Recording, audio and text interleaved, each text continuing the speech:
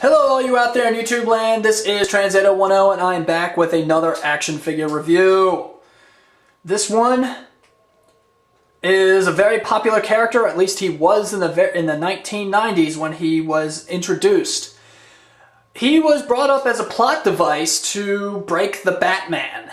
And for those of you who know who I'm talking about, there really is no explanation needed for this character. Raised in a prison and serving a life sentence that his father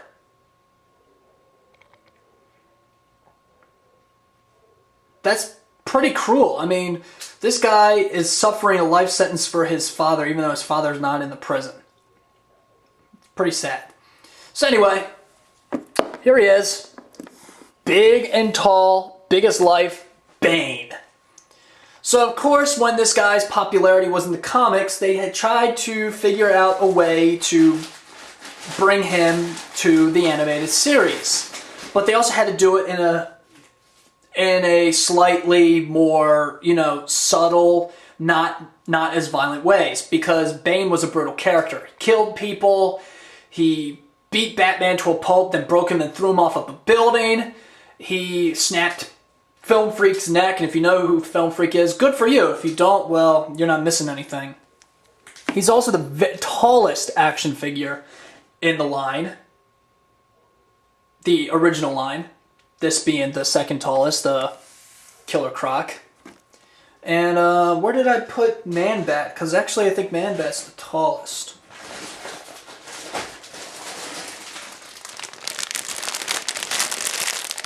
Nope, he's still taller than Man-Bat.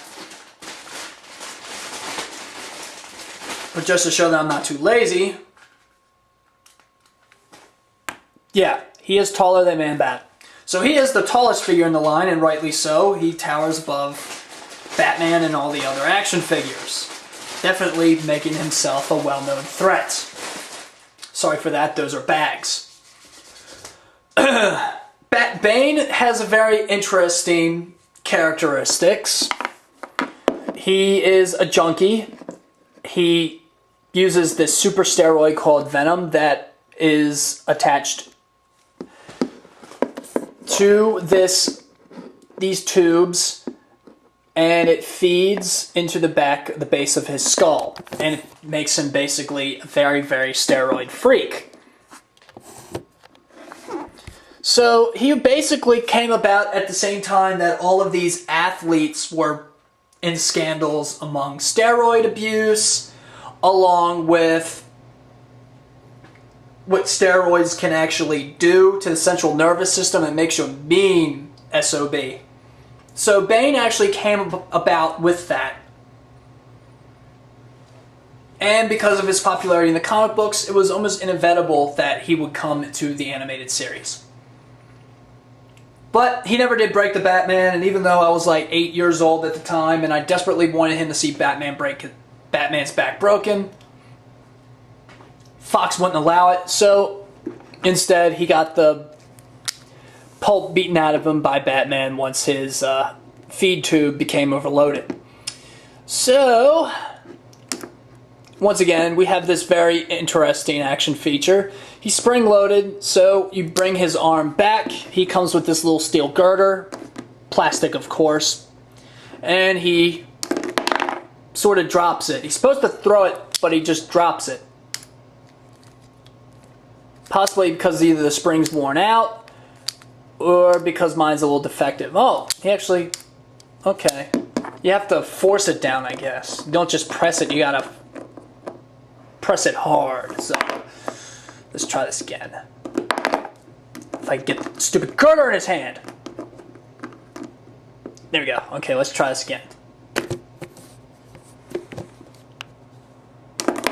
No, still doesn't work. Girder's too heavy. He has typical articulation. His head moves. He can sit down. That's it. Really can't do anything with the arms. Well, actually you can. You can't. Just because they're so heavy. So, it's also a nice representation of Bane from the comics to the animated series. He's got your traditional spandex pants or unitard and the muscle boots and the S&M mask. Although he doesn't have the nose painted flesh color. I think he had a painted nose. Or I think his nose peeked out. But he does have the mouth, and that's what counts. And he's so tall, I actually have to position my camera.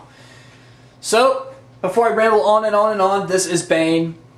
He's kind of a lackluster action feature, but he does have a very, very nice presentation and would look good on anyone's shelf. So for those of you who collect action figures of the animated series, he's very nice to collect. He comes in 2 cards, one of the animated series and one of the Adventures of Batman and Robin. Neither one go for that much, so, well,